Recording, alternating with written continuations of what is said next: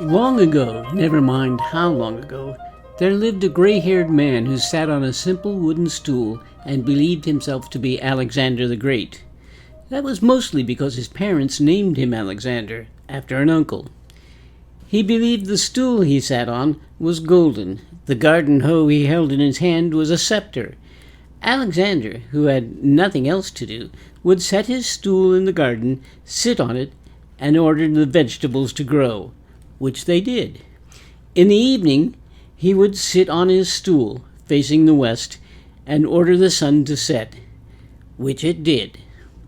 One day, Alexander decided it was time for him to set out to conquer the world. He had no army, so he simply imagined one, and it was as real as any army that ever did battle. A garbage can lid painted with Greek characters served as his shield. He nailed 2 pieces of wooden lath together, sharpened them to a point for a sword, and decided his first conquest would be the flower bed, filled with strange creatures that swayed in the wind and wore multicolored finery. He charged toward it fiercely and forced the flowers into submission. The breeze blew and the flowers did homage, bending at his feet. A neighbor boy named Dmitri happened by on his scooter about that time and was convinced to join him and served as satrap of the flower bed. Alexander found an old plastic football helmet in the garage, wound some cloth around it for a turban, and stuck a feather in the back and gave it to him to wear. Looking for new conquests, Alexander turned his eye toward a small copse of trees half a block away that marked the entrance to a city park. These particular trees, he was sure, were the dreaded anthropophagi, headless beasts with their mouths in their torsos, known to swallow men whole. "Satrap," he shouted, "leave the flower bed to govern itself and follow me. Conquest awaits." With that, he leaped aboard Dimitri's scooter, shouted, "Onward, Bucephalus, alala," and launched himself toward the trees, with Dimitri in his wake. "Surrender," he shouted, "or I shall cut out your tongue." "But, sir," protested Dimitri, "those are only trees." "They are in disguise," countered Alexander. "They are, in fact, the dreaded anthropophagi, capable of swallowing a man whole. Bring me my golden throne and scepter. I must command the anthropophagi to bend their knees," he shouted, as Dimitri scanned the immediate area and looked back at him, mystified. "There, in the garden, where I command the vegetables to grow," Alexander ordered. Dimitri ran back but saw only the wooden stool and garden hoe. He concluded it must be the throne and scepter Alexander was asking for.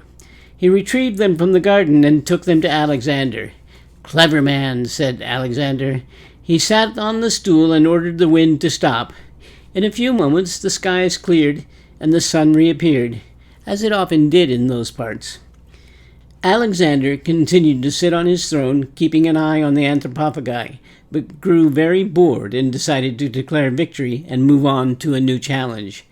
Inside the park was a tall slide for children to play on. Alexander spied it and exclaimed, "Ah, the mighty Hindu Kush! I must climb it and conquer it." He held his sword and shield in front of him, rushed past the trees and into the park with Dimitri. Then he stopped and sneered at the anthropophagi. "Ha! You thought you could defeat me, but I am too fast for you. Now I am off to subdue the Indus Valley once I cross the Hindu Kush." With that, he rushed toward the slide and began to climb the ladder to the top. Rung by rung he climbed, with Dimitri behind him, carrying his stool and garden hoe. The cloth from the lopsided turban on his head began to unravel, partially covering his eyes, and he was desperately trying to see. Alexander imagined the harsh mountain snows as he climbed, and the wind, really a slight breeze, started to blow again and tore at his face. When he got to the top, he surveyed the kingdom he had won by vanquishing his enemies, knowing that he was now the greatest king of all, King of Asia. He was, after all, Alexander the Great. Then he sat down at the top of the slide. He surveyed the valley below him where a small stream ran through the park. "There," he told Dimitri, "lies the great Indus Valley." As he scanned the valley, he thought, "I am a great king, but I am many leagues from home and have no one to share it with." Then he saw a young woman sitting at a picnic table reading a book. "Roxana, this is she," he thought. "She is studying ancient Sanskrit secrets. I must go to her and win her heart." There was only one way down to the valley. Slide on the snows of the Hindu Kush down to the valley of the Indus River. He pushed himself off and slid down the slide to the bottom with Dmitri. A short distance away was a swinging rope for the children to play on. It had become tangled in a tree branch and hung out of the children's reach. Alexander spied the rope and declared, "Ah, it is the legendary Gordian knot. If I can untie it, I will rule the world." He drew his lath sword and slashed at the tangle without succeeding. Then he stuck its point into a loose spot and pushed mightily. The tangle broke free and his subjects cheered him, asking him to push them on the rope. "No, I have a date with destiny. I must go to meet my Roxana."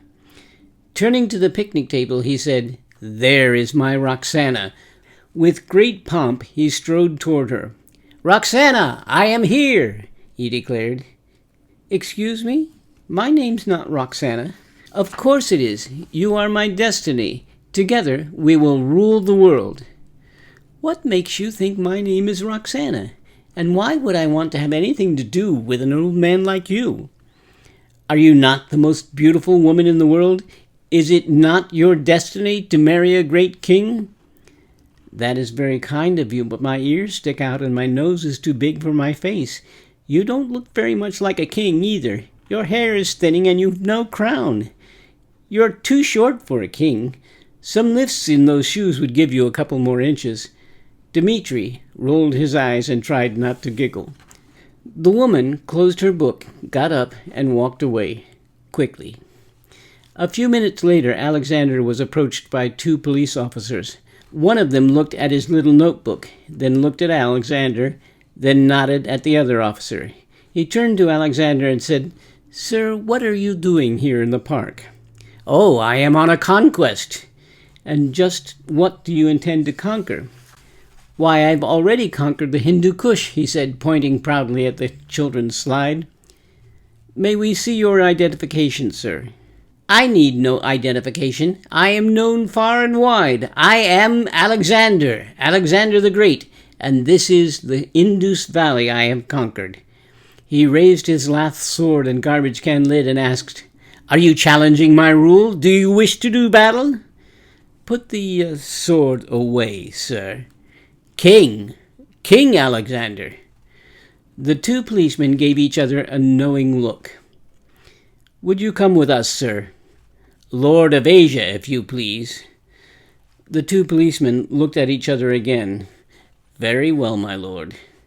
"Wait, I know who you are. I'd know you by your garments anywhere. You are my teacher, Aristotle, and you can be none other than Hephaestion, my loyal drinking companion. Welcome, friends." At this, the 2 policemen were completely nonplussed. Alexander continued, inviting Aristotle to take a seat next to him at the picnic table. "Tell me, teacher, how shall I expand my empire to the end of the world?" The 2 policemen looked at each other once more, and the shorter one, who Alexander took for Aristotle, turned and smiled. "If you come with us, my lord, we will reveal to you all the mysteries of the art of war." The 2 policemen escorted Alexander to their squad car with great pomp, Alexander waving at his imaginary troops and imaginary subjects as they went. "What a strange-looking sedan chair," remarked Alexander. "This one is very special," the taller of the 2 policemen, who Alexander had mistaken for Hephaestion, explained. "It moves by itself with no one carrying it." To Alexander's astonishment, the sedan chair began moving, and he again began waving to his imaginary subjects and imaginary troops. When he arrived at the police station, they put him in a room with a table. "Here," thought Alexander, "is where I must plan my next conquest to take me to the end of the world." A woman came into the room and introduced herself.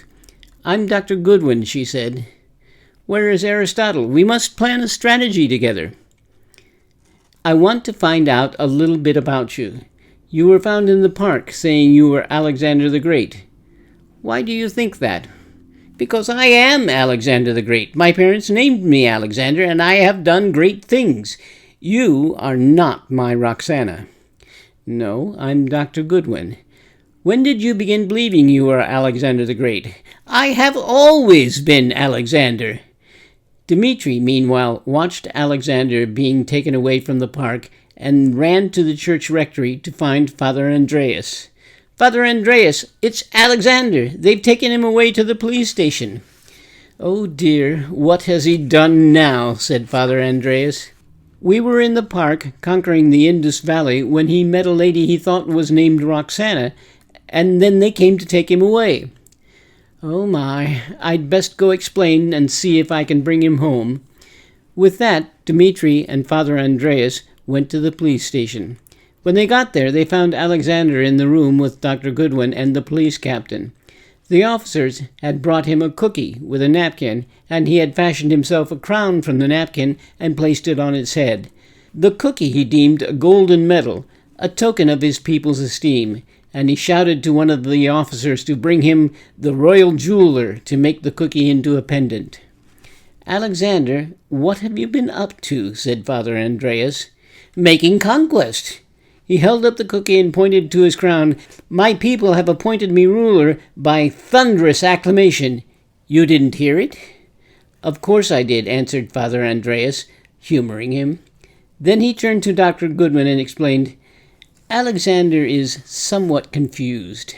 I see that, said Dr. Goodwin. He mistook a young woman in the park for his Roxana. She didn't recognize me, sighed Alexander, and she didn't think I looked like a king. Dr. Goodwin smiled. Let's try something, said Father Andreas. Dr. Goodwin, do you have a pocket mirror? Dr. Goodwin fished in her briefcase, found a small compact, and handed it to Father Andreas, who made the sign of the cross over it and held it in front of Alexander's face. Alexander, what do you see there? I don't know who that is. You don't recognize him? Who is it, some fishmonger? That's you, Alexander. That's how God made you.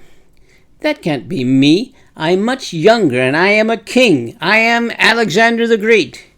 No, Alexander, that is you. Alexander the Great died centuries ago. Alexander's eyes narrowed, and he peered closely at the mirror. Then his eyes opened wider and cleared. Crestfallen, he took the paper crown from his head, and his chin fell to his chest.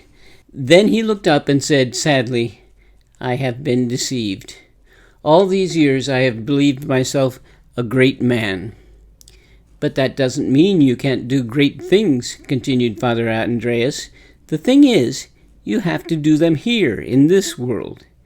Father Andreas asked the police captain if he could take Alexander home. Well, we really don't have anything to hold him on except annoying the young lady, and she doesn't want to press charges. If he behaves himself, you can take him home. Don't forget your cookie, he called to Alexander as they left. Father Andreas and Alexander walked home, with Dmitri tagging along behind. They walked past the park again, and Alexander noticed that the paint on one of the shelters in the park was peeling badly.